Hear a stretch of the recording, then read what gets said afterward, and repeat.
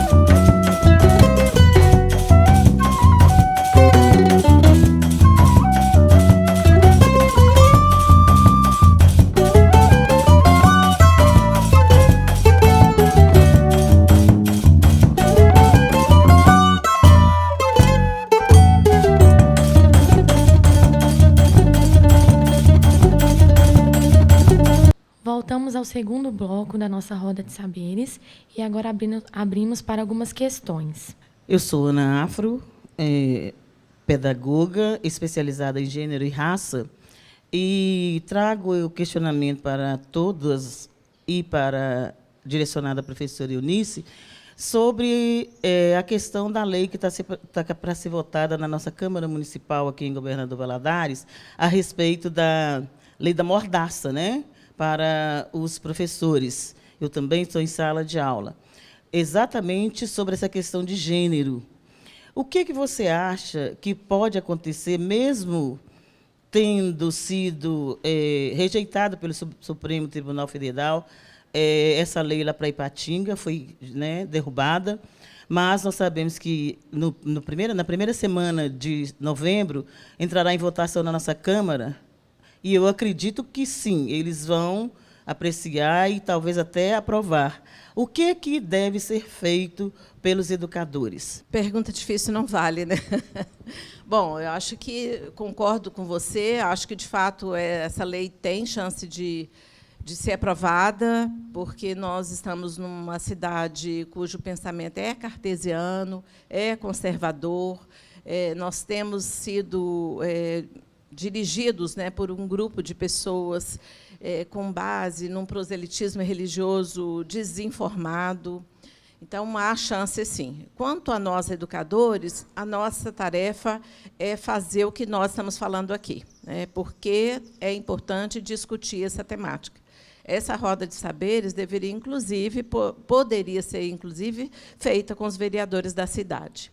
Então, ao discutir dessa forma e com essa profundidade com essas pessoas, quem sabe a gente consegue desestabilizar e criar uma possibilidade de diálogo que os permita compreender a importância dessa temática ser abordada na escola.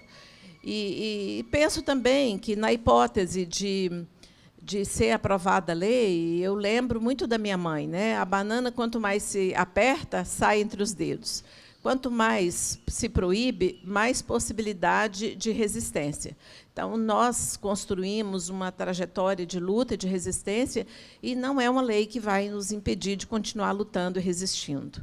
A nossa função de educador vai para além dessa de ensinar conteúdo. Nós somos desafiados dia a dia a lutar pela vida, a lutar pela proteção das nossas crianças, e disso nós não abrimos mão. Olá, meu nome é Amanda, sou estudante do 6º período de Pedagogia da Univale, e eu gostaria de saber, em relação ao abuso sexual, né, que foi falado no primeiro bloco, até onde a escola pode interferir, até onde a escola pode ir com o caso. Bom, Amanda, a criança ela tem uma lei específica, que é o Estatuto da Criança e do Adolescente, que é a lei que regula a proteção. Essa lei estabelece que a proteção da criança e do adolescente ela deve ser uma proteção integral. Portanto, a escola ela tem o dever de proteger a criança e de encaminhar para os órgãos competentes, no caso, a primeira instância, se o abuso tiver chance de estar ocorrendo no contexto da família, deve ser conversado com a gestão da escola e a escola encaminhar formalmente para o Ministério Público, para o Conselho Tutelar, para que sejam tomadas as providências. Se for um caso específico, depois da roda, eu posso conversar com você e te orientar, mas a primeira orientação e a resposta objetiva para a questão é que a escola não pode se omitir.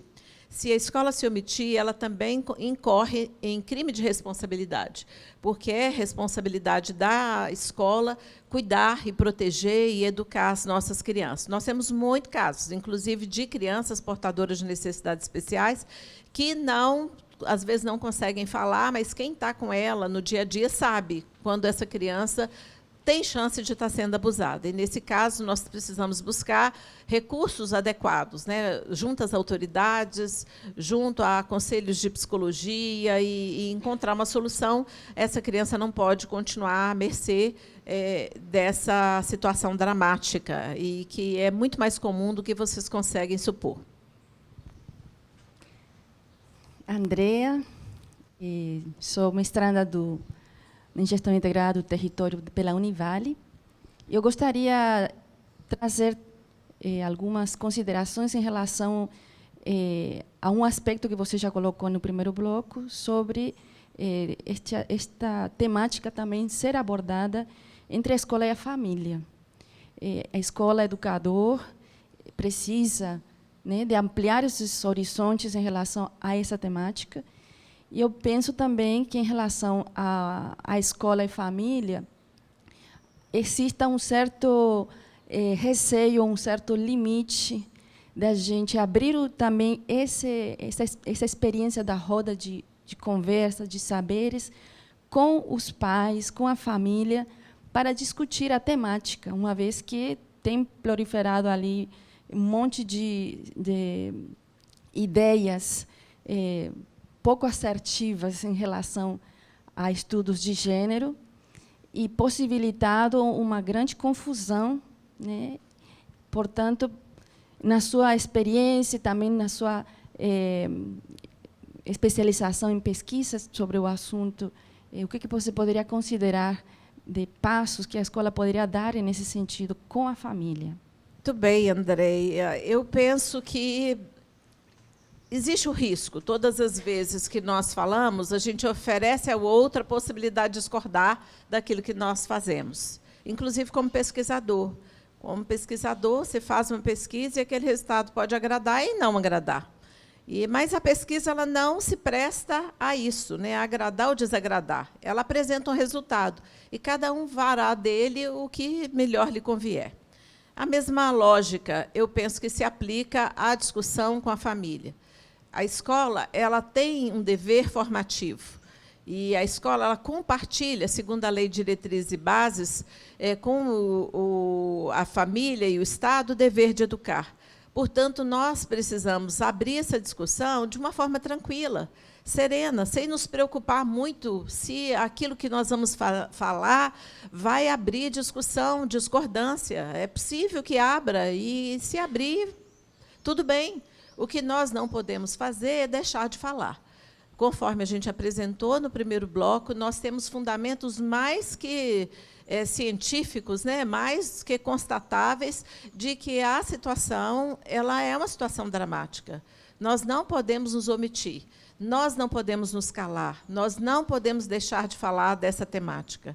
Inclusive com os professores. Nós temos muitos casos de professores e professoras que também são vítimas de abuso. E aí essa discussão fica ainda mais importante, porque se nós não cuidamos da família, né, se nós não ajudamos a família nessa construção, muito provavelmente nós não teremos a parceria dela para a formação dos nossos estudantes. A escola não consegue educar sozinha, portanto, é preciso fazer essa discussão juntamente com a família, para que a família colabore com a escola na formação de uma pessoa consciente, que cuide, que saiba se proteger, que entenda que os seus órgãos genitais é a sua privacidade, que ela não pode permitir, né, de modo abusivo, que as pessoas lidem com esses órgãos de forma desonesta, abusadora e violenta. Então, nós precisamos discutir isso abertamente, entre nós, com a família e com a criança, para que a gente viva. A principal finalidade da discussão de gênero é o direito à igualdade. Nós precisamos garantir a pluralidade, a diversidade e o direito de sermos tratados como pessoas em dignidade. Né? Acho que a base dos estudos de gênero nasce lá na Declaração de Direitos Humanos, que todos nós somos iguais e todos nós somos iguais em dignidade e em direito. Então, se nós temos direito a sermos bem tratados, a cuidados, não abusados, nós temos que discutir isso com a família e chamar a família para essa responsabilidade.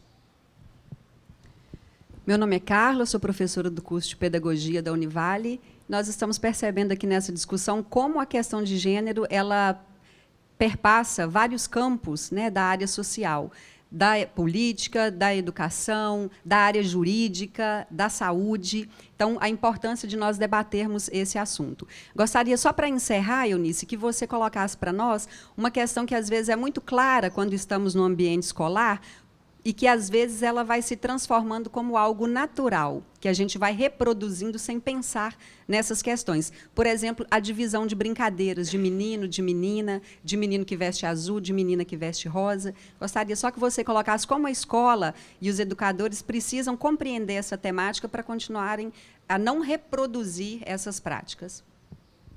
A primeira providência, na minha opinião, é que a gente precisa pensar sobre isso. E pensar por que a sociedade ela é dividida assim, de forma binária. E a quem interessa, né, essa divisão? Ou isso ou aquilo, ou ele ou ela. Então, a primeira recomendação é pensarmos por que desse binarismo. Conforme a gente já disse aqui, a sociedade está organizada a partir dessa lógica binária. E essa lógica binária que favorece o gênero masculino. Tanto que as mulheres, mesmo tendo maior escolaridade que os homens, recebem 35% menos. Então, ao educar a menina para lidar com rosa, com a singeleza, com o espaço privado da casa, a gente está transmitindo uma mensagem. E, depois de feita essa reflexão, se é isso que nós queremos ensinar, lidar com naturalidade com a questão do brincar. Entender que o brinquedo e o brincar ele é próprio da criança. E a criança ela é uma criança humana, e não uma criança que deva ser vista apenas na perspectiva de menino e de menina. Então, essa foi a nossa roda de saberes. Agradeço a presença de todas e até a próxima.